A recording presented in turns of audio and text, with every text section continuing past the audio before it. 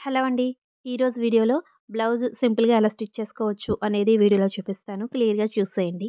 First అయితే ఇది మొత్తం లైనింగ్ బ్లౌజ్ అనమాట. కట్ చేసి పెట్టుకున్నాను. ఇక్కడ ఫస్ట్ బ్యాక్ పార్ట్ చూపిస్తున్నాను చూడండి.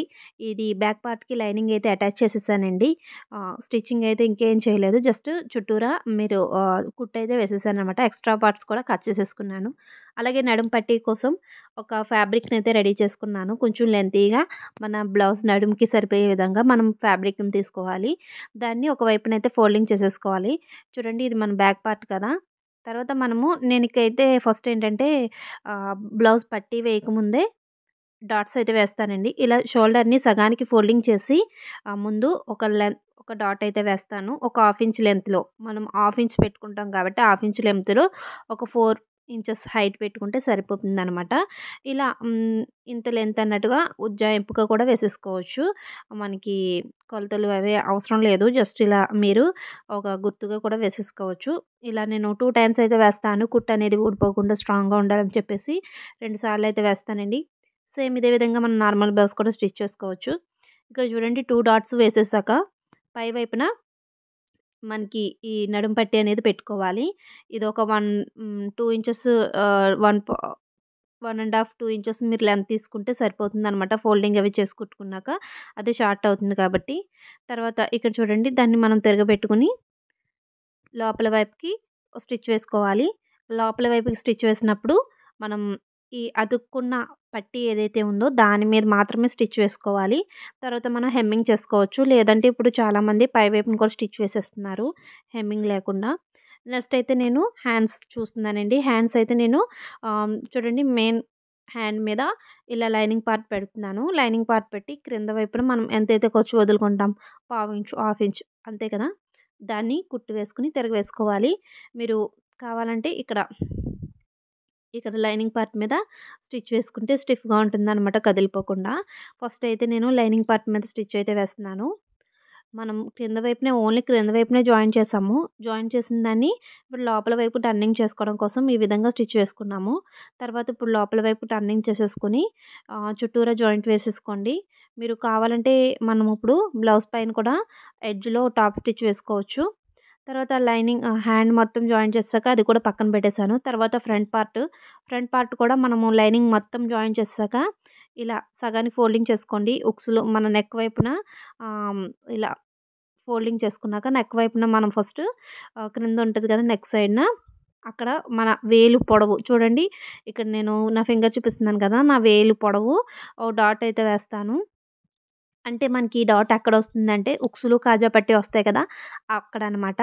అంటే మనకి టేప్‌తో చూసుకున్న ఒక 3 ఇంచెస్ ఉంటదండి లెంత్. అక్కడికి మన ఫింగర్ గ్యాప్ అయితే సరిపోతుందనమాట. మళ్ళీ మనకి క్రింద మెయిన్ డాట్ వస్తది కదా!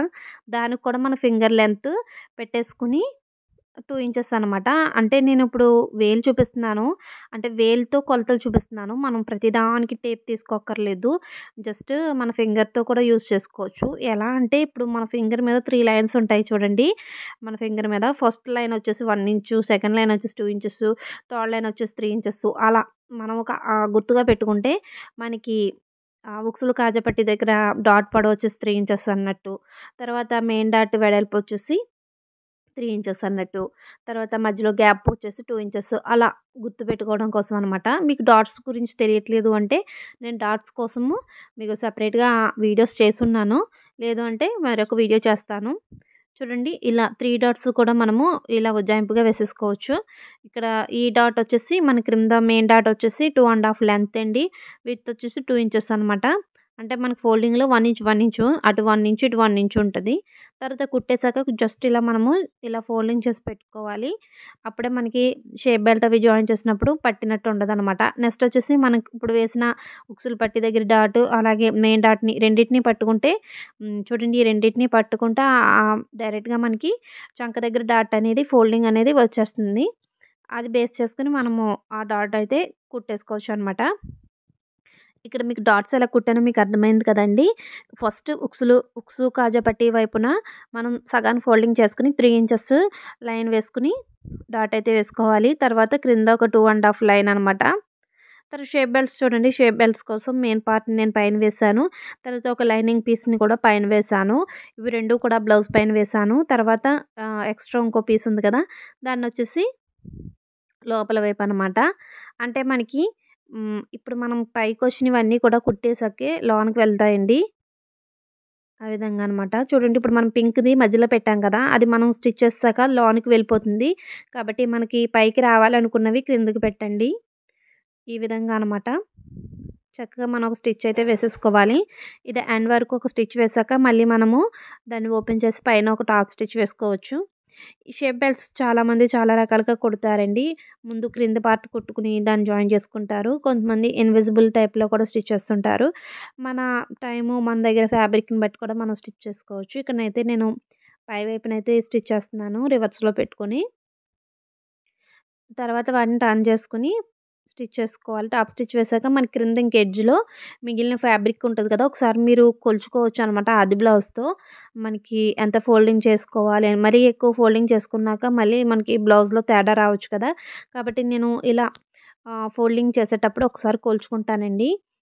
తర్వాత ఉక్సులు, కాజా పట్టీ అనమాట. ఇక్కడ చూడండి ఇటు సైడ్ మనకి ఒక వైపునైతే ఉక్సులు పట్టీ అది మనకి లెఫ్ట్ సైడ్‌కొస్తది. లెఫ్ట్ సైడ్ ఉక్సులు పట్టీ కోసము లైనింగ్ పీస్‌నే తీసుకున్నాను. దాన్ని ఇలా ఫోల్డింగ్ చేశాను. ఒక 2 ఇంచెస్ వెడల్పు ఉంటది. దాన్ని తీసుకున్నాను. మనం దీన్ని బ్లౌజ్ పై వైపున పెట్టుకొని, పైన పెట్టేటప్పుడు చిన్నగా కొంచెం కిందకి ఫోల్డింగ్ చేసుకొని, ఒక హాఫ్ ఇంచు, ఒక పావించో కుట్టు వేసుకోవాలి. పాదంకొచ్చు అంటాం కదా! అది. తర్వాత మనము అటువైపున రైట్ సైడ్ కోసము కాజా పట్టీ వస్తది. తాళ్ళు పట్టీ. దానికోసం క్రింద వైపున పెట్టుకొని స్టిచ్ చేసుకోవాలి. క్రింద వైపున పెట్టుకొని స్టిచ్ చేసుకోవాలనమాట. ఇక్కడ చూపిస్తున్నాను చూడండి ఉక్సులు పట్టీని ఎలా స్టిచ్ చేస్తున్నానో. పై వైపున పెట్టుకొని ఆల్రెడీ ఫోల్డింగ్‌లోనే పెట్టేసాను.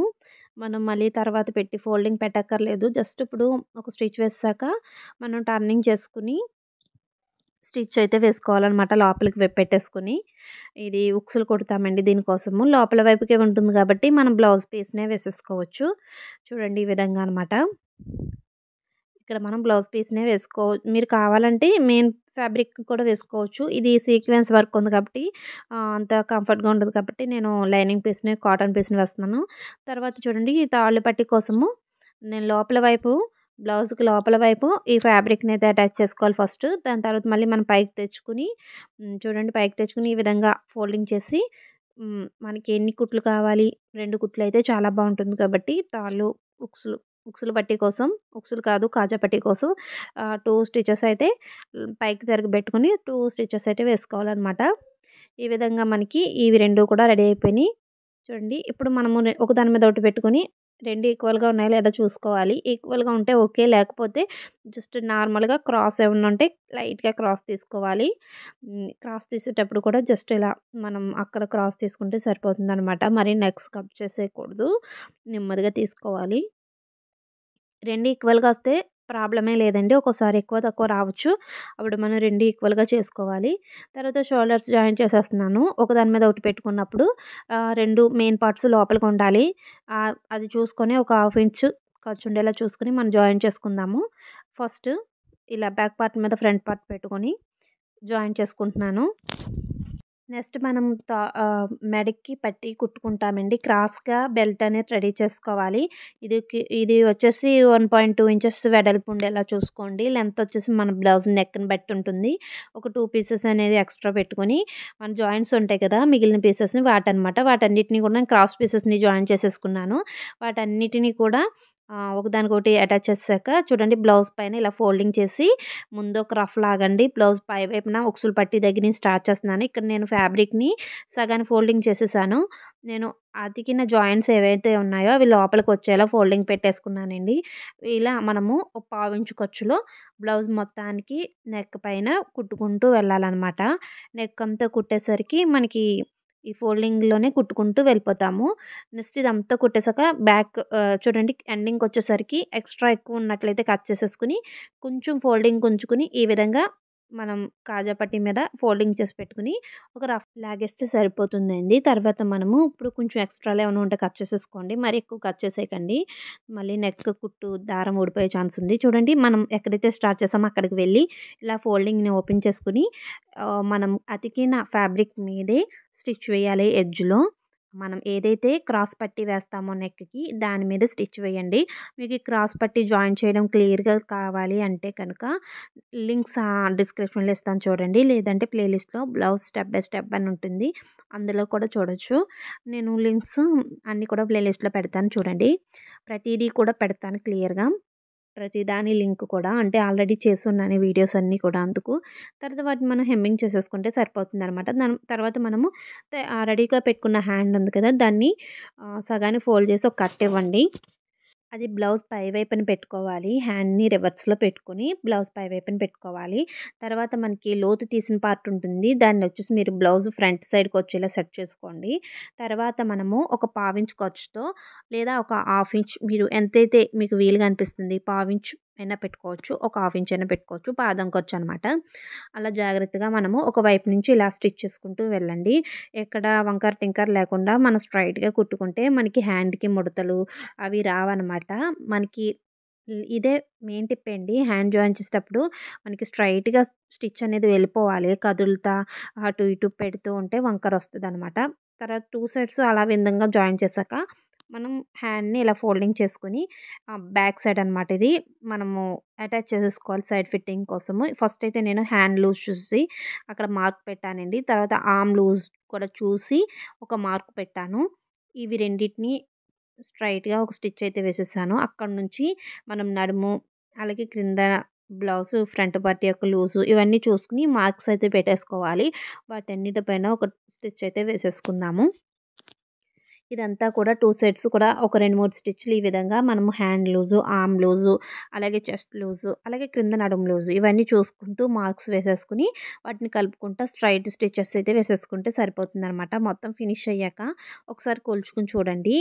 మనం తీసుకున్న ఆది బ్లౌజు మెజర్‌మెంట్స్ మనం కుట్టిన ఈ బ్లౌజ్ యొక్క మెజర్‌మెంట్స్ సరిపోయాయా లేదా అనేది నడుములు 2 ఉక్సులు పట్టి దగ్గర నుంచి స్టార్ట్ చేసి కాజా పట్టి వరకు చూసుకుంటా వెళ్తే మీకేమైనా ఎక్స్ట్రాలున్నా అన్నీ కూడా తెలిసిపోతాయి. సమానంగా ఉంటే గొడవే లేదు చూడండి. చక్కగా బ్లౌజ్ అనేది ఫిట్టింగ్ కరెక్ట్‌గా ఉంటుందనమాట. ఈ విధంగా ట్రై చేయండి. మీకేమన్నా పాయింట్స్ తెలియట్లేదు ఇంకా క్లియర్‌గా కావాలంటే నాకు కామెంట్ చేయండి. వీడియో నచ్చితే లైక్ చేయండి. అలాగే ఫస్ట్ టైమ్ చూస్తున్నట్లయితే సబ్స్క్రైబ్ చేసుకొని సపోర్ట్ చేయండి.